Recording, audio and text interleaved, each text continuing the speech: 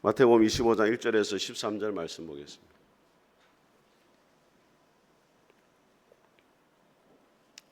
마태복음 25장 1절에서 13절 우리 한 절씩 교독하겠습니다. 제가 먼저 봉독합니다. 그때 천국은 마치 등을 들고 신랑을 맞으러 나간 열 처녀와 같다 하리니 미련한 자들은 등을 가지되 기름을 가지지 아니하고 신랑이 드디 오므로 다 졸미어 잘세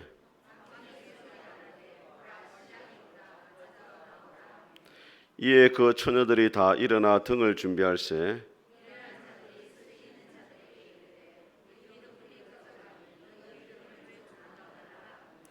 설기 있는 자들이 대답하여 이르되 우리와 너희가 쓰기에 다 부족할까 하노니 차라리 파는 자들에게 가서 너희가 쓸 것을 사라 하니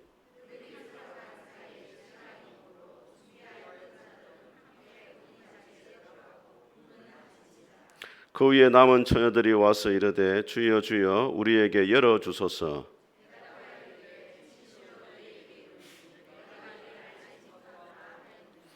같이 읽겠습니다. 그런즉 깨어 있으라 너희는 그날과 그때를 알지 못하느니라. 아멘. 자, 오늘 이 본문의 말씀을 가지고 영적인 잠에서 깨어나라 이런 제목으로 하나님 말씀을 선포하겠습니다. 우리 앞뒤자 인사하겠습니다. 잘 오셨습니다. 은혜 받으시기 바랍니다. 한 주간 평안하셨습니까? 오늘도 하나님 우리 아버지와 주 예수 그리스도로부터 은혜와 평강이 여러분 가운데 함께 할 수 있기를 주님의 이름으로 축복합니다. 오늘 이 본문의 말씀은 열 처녀의 비유라고 이렇게 잘 알려져 있습니다. 오늘 이 본문의 말씀을 잘 이해하기 위해서는 이스라엘의 결혼 풍습에 대해서 우리가 이해를 해야 됩니다. 우리나라는 결혼을 할 때 바로 이렇게 결혼식에 들어가지만은 이스라엘은 그렇게 하지 않고 반드시 약혼을 하고 그 다음에 이제 혼인 예식을 하게 되어집니다. 약혼을 어떻게 하냐면 남자가 결혼하기 위해서는 신부 집에다가 결혼 지참금을 가져가야 돼요. 신부 값입니다. 그동안 신부를 키워준 것에 대해서 감사하다는 의미로 돈을 지불을 해야 돼요. 여러분 야곱이 라헬과 결혼했는데 집에서 도망을 오다 보니까 결혼 지참금을 못 가져왔잖아요. 그래서 몇 년 동안 일을 합니까? 7년을 일을 하잖아요. 결혼 지참금을 준비를 못해서 그래요. 결혼 지참금을 신부의 집에다 딱 줘야 됩니다. 그 다음에 포도주를 따라 가지고 포도주를 이제 신부에게 줘요. 주면서 이렇게 말합니다. 당신이 내 아내가 되기를 원합니다. 내가 포도주를 주는 것처럼 나의 생명을 당신에게 바치기를 원합니다. 그렇게 고백하면서 이제 포도주를 딱 줘요. 그럼 신부가 그 포도주를 마시면서 또 말합니다. 나의 생명도 당신에게 드리기를 원합니다. 여러분 예수님이 십자가를 지시기 전에 제 아들과 성만찬을 하시면서 제 아들에게 뭘 줬습니까? 포도주를 줬잖아요. 그것은 뭘 이야기하냐면 너희들이 나의 신부가 되기를 원한다. 그런 의미로 포도주를 준 겁니다. 이렇게 포도주 예식이 끝나고 나면은 신랑이 신부에게 내가 다시 가서 집에 가가지고 있다가 당신을 데리러 오겠습니다. 그렇게 이야기를 해요.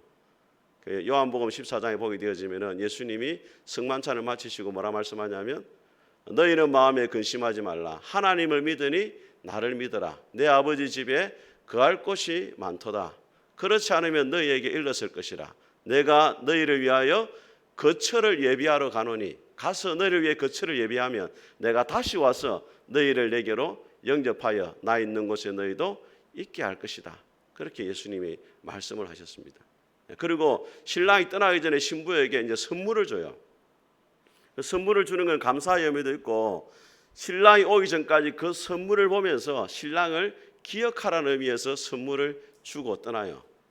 예수님이 제 아들을 떠나가실 때 예수님을 기억할 수 있는 선물을 주셨어요. 그 선물이 무엇입니까? 예수님이 말씀하십니다. 내가 보혜사를 너희에게 보내느니 그가 내가 너희에게 말한 모든 것을 가르치고 내가 너희에게 말한 모든 것을 생각나게 할 것이다. 성령님이 우리에게 선물로 오셔가지고 예수님을 생각나게 하시는 것. 주님이 다시 오실 때까지 그 성령님이 우리를 예수님을 바라보게 하고 기억나게 하는 겁니다. 이것이 약혼식이에요. 자, 그다음에 혼인 예식이 이루어집니다. 우리나라는 혼인 예식하면은 신랑이 먼저 입장을 하고 그다음 누가 합니까? 신부가 가죠. 하객들은 뭘 준비해야 됩니까? 봉투를 준비해야 됩니다. 봉투를 준비하지 않으면 참여할 수가 없어요. 근데 이 이스라엘은 신랑이 신부의 집을 찾아갑니다. 신부를 데리러 가요. 근데 예고를 안 해줍니다. 언제 갈지를 몰라요.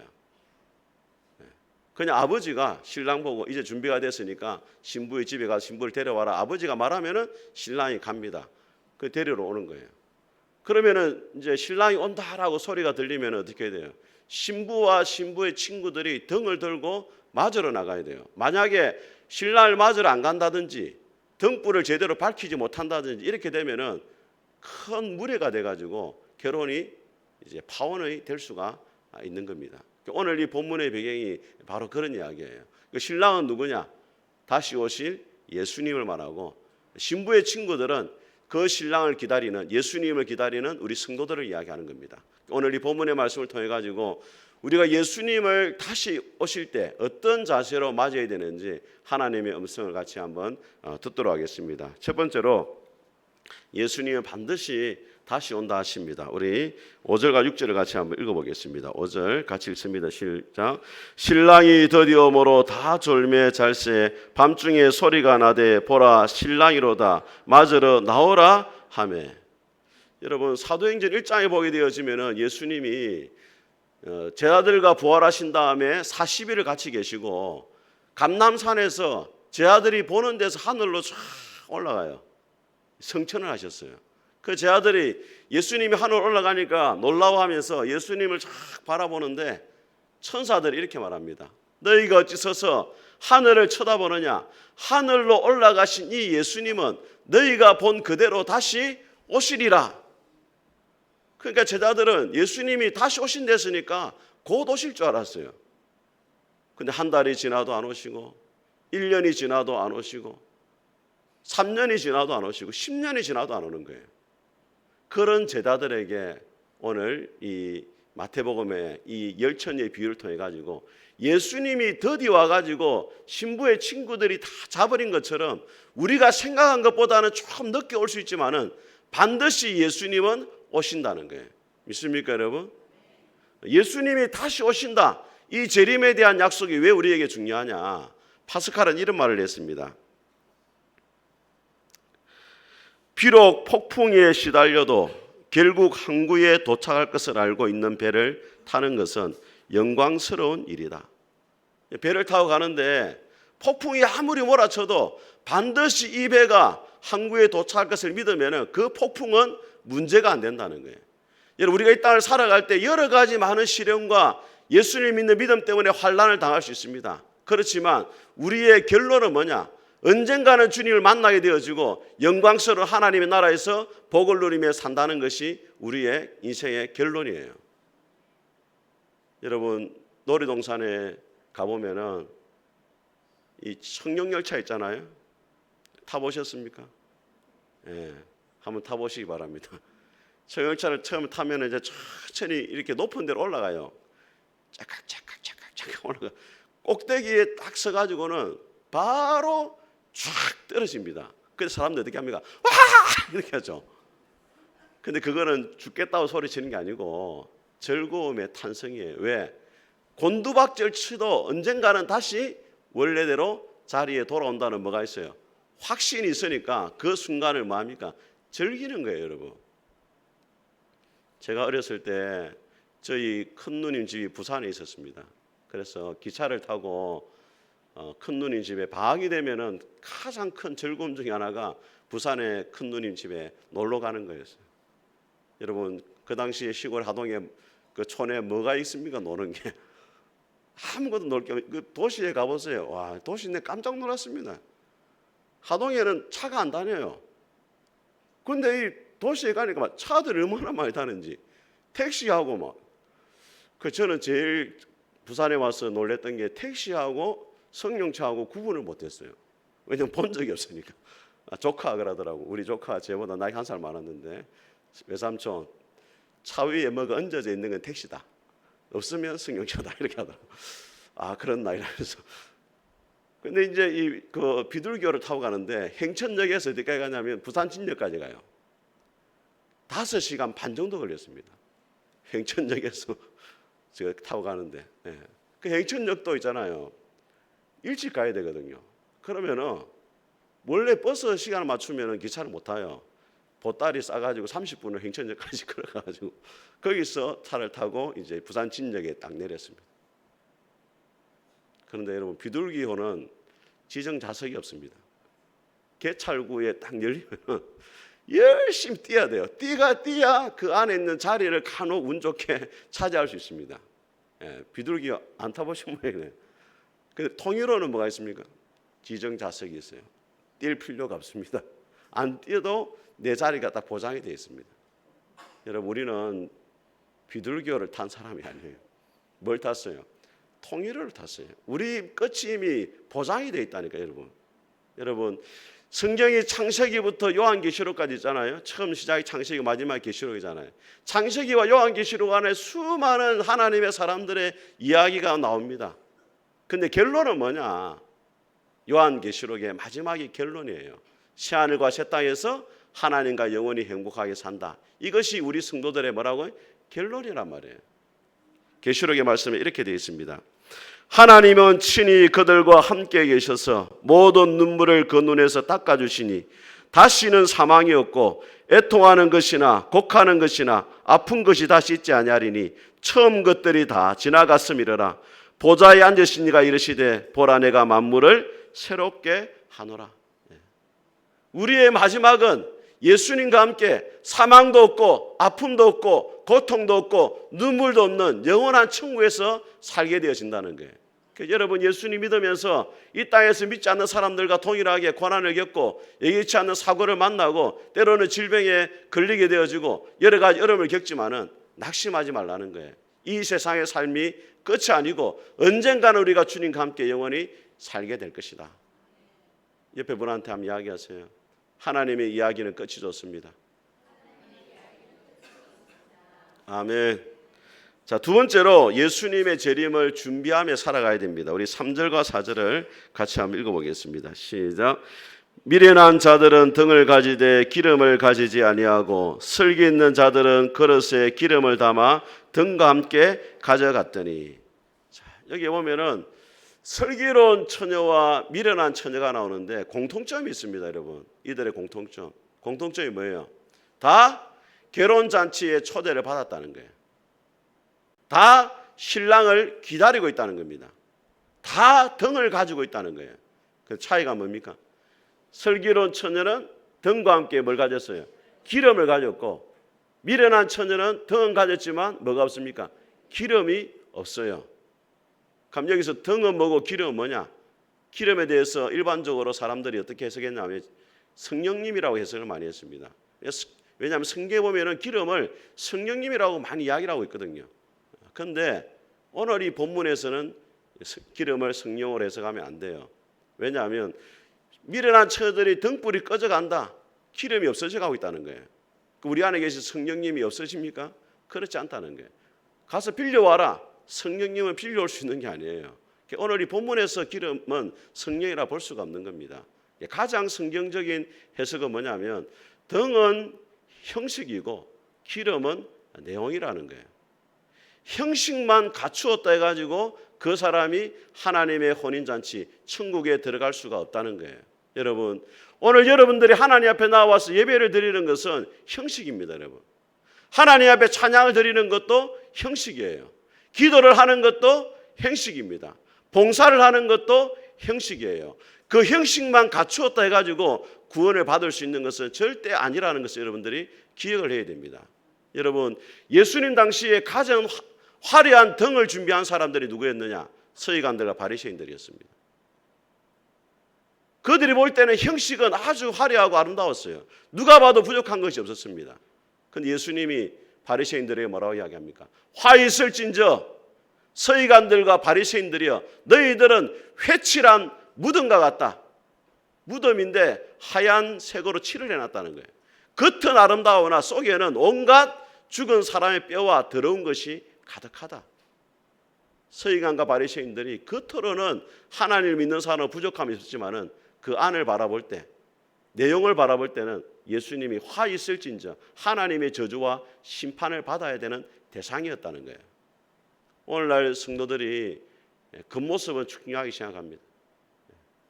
겉으로 볼 때는 다 신앙이 있는 것처럼 보여요. 또 교회 안에 와서도 또 하나님 있는 것처럼 경건하게 또 예배도 드리고 해요. 그런데 그것이 구원을 보장해 주지 못합니다. 그것이 중요하니까 성도들 중에도 큰 교회를 가고 싶어 하죠. 오늘 여러분 오신 우리들은 오늘 작은 교회 오신 여러분들은 별로 그렇게 그런 분 아니지만 큰 교회에 가려고 합니다. 큰 교회. 큰 교회 목사님은 또 훌륭하다 생각해요. 제가 보니까 이런 이야기 있습니다. 큰 교회 목사와 작은 교회 목사를 비교한 이야기가 있어요. 큰 교회 목사가 설교를 짧게 하면 핵심만 잘 전한다 하고, 작은 교회 목사가 설교를 짧게 하면 아는 게 없어서 그렇다 하고, 큰 교회 목사가 인물이 잘생기면 인물이 출중하다 하고, 작은 교회 목사가 인물이 잘생기면 실속이 없다 하고, 큰 교회 목사가 음식을 잘 먹으면 소탈해서 좋다 하고, 작은 교회 목사가 음식을 잘 먹으면 먹는 거 밝힌다 하고, 큰 교회 목사가 골프채 들고 다니면 건강을 위해 운동을 잘한다 하고, 작은 교회 목사가 탁구 치면 놀러 다닌다 하고, 큰 교회 목사가 제자 훈련하면 철저히 훈련시킨다 하고, 작은 교회 목사가 제자 훈련시키면 별걸 만들어서 괴롭힌다 하고, 이 큰 교회 목사, 작은 교회 목사 마음이 힘듭니다. 그런데 여러분 오늘 예수님께서 말씀하시는 게 뭐냐? 형식이 중요한 게 아니라는 거예요. 여러분이 교회를 위해서 얼마나 많이 봉사하고 일하느냐, 이거는 형식이에요. 그럼 내용이 뭐냐? 두 가지를 말씀드려요. 첫째는 뭐냐면 예수님과 인격적인 만남이 있어야 돼요. 여러분 예수님을 인격적으로 만났습니까, 여러분?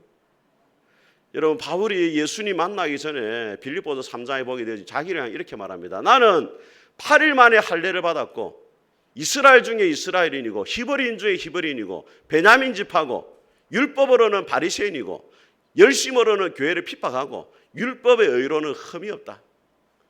가장 화려한 등을 준비했다라고 이야기를 해요, 바울이.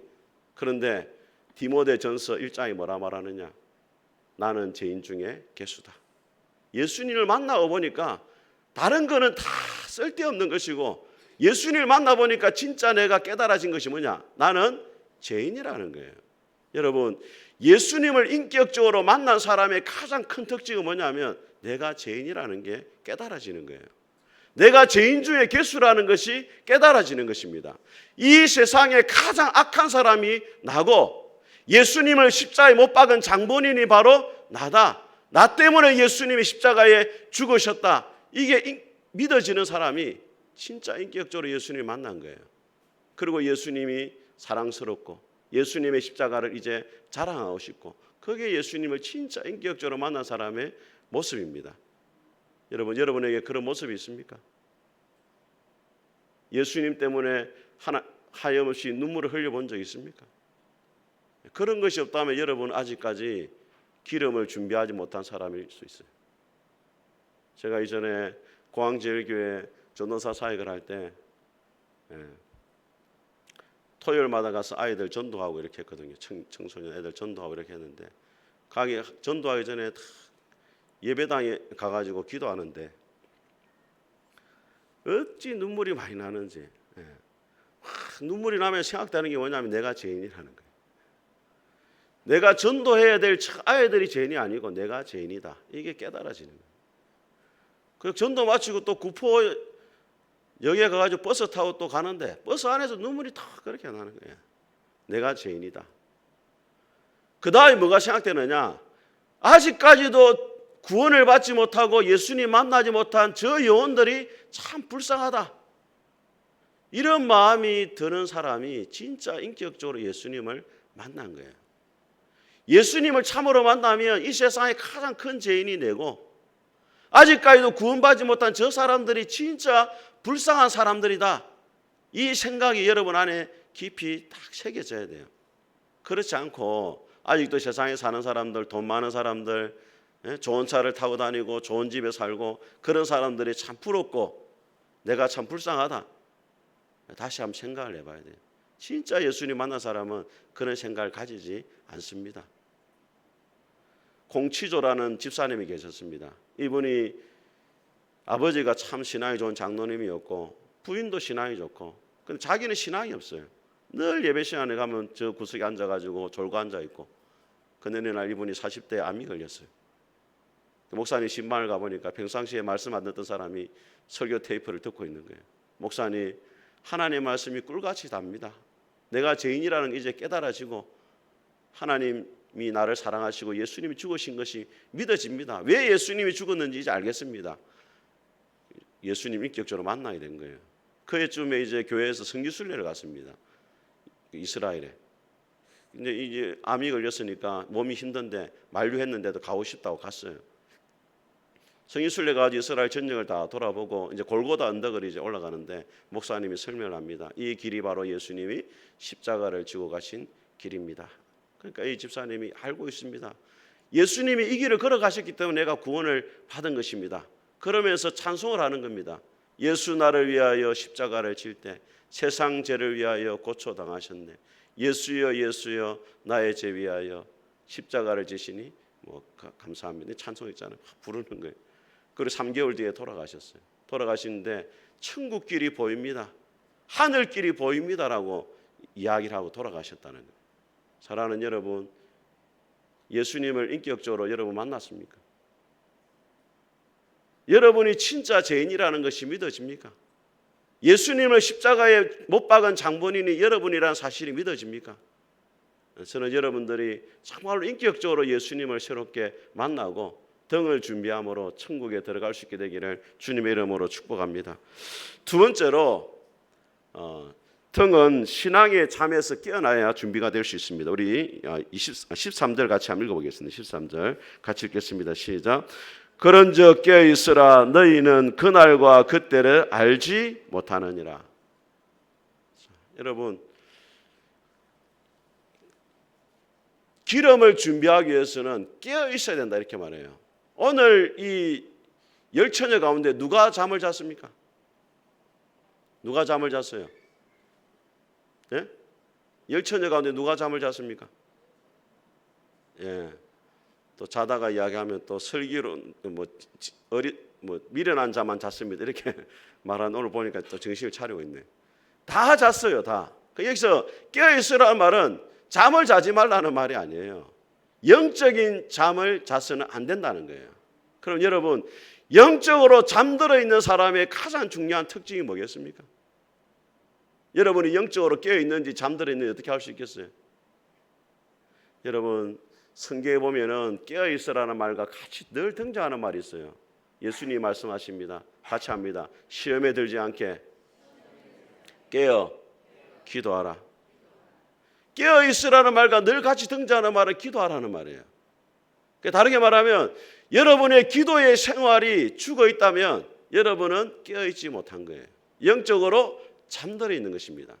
에베소 6장에 바울도 말합니다. 모든 기도와 간구로 성령 안에서 항상 기도하되 깨어 구하기를 힘써라. 깨어 있다는 말과 늘 같이 등장하는 말은 기도한다는 말이에요. 여러분, 누가 기도할 수 있느냐? 여러분, 기도가 무엇입니까, 여러분? 기도는 예수님과 교제하는 거잖아요. 예수님을 만나는 시간이잖아요. 여러분, 누구와 교제하고 싶고 누구와 만나고 싶습니까? 네? 제가 어느 목사님한테 목사님이 뭐 좀 잘못한 게 있어가지고 내가 아이고 미운 놈 떡 하나 더 준다고 내가 네 밥 사줄게 이랬더니 그분이 그러더라고. 미운 놈하고 밥 안 먹는다 이러더라고. 사랑하는 사람하고 밥을 먹잖아요. 사랑하는 사람하고 교제하는 거예요. 그러면 여러분이 주님을 사랑한다는 것은 무엇으로 나타나냐? 기도로 나타나는 거예요. 주님을 사랑하기 때문에 기도하게 되는 거예요. 여러분, 4대 교회를 보게 되었으면은 이 요한계시 7교회 중에 4대 교회가 있습니다. 4대 교회. 여러분, 7교회 중에 예수님이 죽었다라고 말한 교회가 있어요. 어느 교회겠어요? 요한계시 7교회 중에 예수님이 죽었다고 말한 교회 어느 교회예요? 아까 제가 말했잖아요. 4대 교회가 있었다고. 눈치가 일이 없어가지고 그 사자를 죽을 사자로 이해하세요. 예수님이 4대 교회를 해서 뭐라 말하냐면 살았다는 이름은 가졌으나 실상은 죽었다 이렇게 했어요.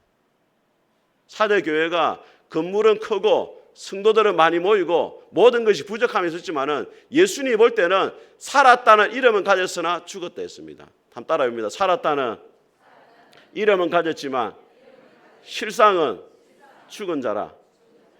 그 말은 무슨 말이냐면 예배 드리기 위해서 여러분이 다 앉아 있는데 예수님이 보기에는 시체들만 다 앉아 있다는 거예요. 예수님이 보기에는 영적으로 죽은 시체들이 여기 교회 안에 꽉 찼다는 거예요. 왜 그러면 사도교회는 그렇게 영적으로 죽어버렸느냐? 예수님이 말씀하십니다. 네가 하나님 앞에서 온전한 것을 내가 찾지 못했다 이렇게 말해요. 두 가지를 말합니다. 하나님 앞에서 온전한 것을 찾지 못했다. 사도교회는 하나님 앞에서 살지 않는 교회였다는 거예요. 하나님 앞에서 예배 드리지 않는다는 거예요. 기도하지만 진짜 하나님 앞에 기도하지 않고 찬양을 드리지만 하나님 앞에 찬양하지 않고 봉사를 하지만은 하나님 앞에서 하지 않는다는 거예요. 그 다음에 또 뭐라 이야기하나? 온전하지 않다는 게, 온전하단 말은 꽉 찼단 말이에요. 하나님 보시기에 꽉 차야 되는데 늘 반쯤 예배를 드려도 예배에 대한 감격이 없고 하나님 예배를 받으신다는 믿음이 없이 그냥 예배를 드리고 하니까 하나님 보시기에 온전하지 않은 거예요. 기도도 온전하지 않고 봉사도 온전하지 않고 모든 것이 다 하나님 보시기에 못 미친다는 거예요. 그 예수님이 하신 말씀이 뭡니까? 너희가 살았다는 이름 가졌잖아. 실상은 뭐라고요? 죽었다는 거예요. 껍데기밖에 안 따는 껍데기밖에. 제가 대학원을 다닐 때 대학원은 이제 새벽 기도가 5시 올해 5시입니까 목사님? 6시입니까? 헷갈리네. 6시 새벽 기도를 늘 합니다.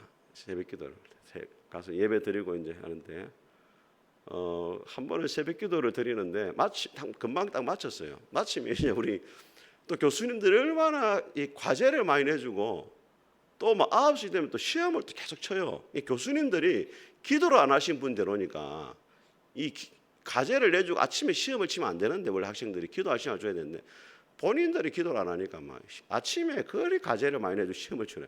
그 학생들이 마음이 바쁘니까 기도를 얼마 못하고 가요. 저는 아니었습니다, 여러분. 저는 한 8시까지 기도하고 갔어요. 근데 기도를 딱 시작하자마자 이제 한 10분 정도 지났는데 한 대학원 학생이라도 우리 후배였어요. 껍데기는 가고 알맹이는 남아라 이러는 거야. 이제 그게 자기한테 한 이야기죠. 자기 안에 있는 모든 껍데기적인 요소는 떠나고 주님을 향한 진짜 마음이 있어야 되는. 그 이제 기도 마치고 갈라다가 사람들이 껍데기는 가고 하니까 다시 돌아와. 이제 그런 이야기가 이제 나중에 있었어요. 예. 우리가 하나님 앞에 살아갈 때 우리 자신을 깊이 한번 돌아봐야 돼요. 내가 진짜 하나님 보시기에 살아 있는 자인지, 영적으로 내가 깨어 있는 자인지, 기름을 내가 준비한 자인지, 언제든지 주님이 오신다 했을 때 내가 주님 앞에 설 준비를 하고 있는지. 여러분 예슬레 목사님이 그렇게 말했다잖아요. 목사님 내일 주님이 오시면 어떻게 하겠습니까? 그 목사님이 오늘처럼 살겠습니다. 그 말은 오늘 하루 늘 주님 오실 준비가 되어 있다는 거예요. 어느 선교사님이 그랬답니다. 저녁에 자기 전에 창문을 닫으면서 하나님 오늘 내가 열심히 살았던 오늘날에도 하루도 주님 오시지 않았군요. 그리 창문을 닫고 자고 아침 일어나 창문을 열 때도 내가 잠든 사이에도 주님 오시지 않았군요. 그렇게 하고 또 하루를 시작했다는 거예요. 여러분 주님 앞에 설 준비가 되어 있습니까? 주님의 심판대 앞에 설 준비가 되어 있습니까? 저는 여러분들이 덕만 가지는 것이 아니라 기름을 준비함으로 주님 앞에 설 수 있는 여러분들 될 수 있기를 주의 이름으로 축복합니다. 같이 한번 찬송하겠습니다.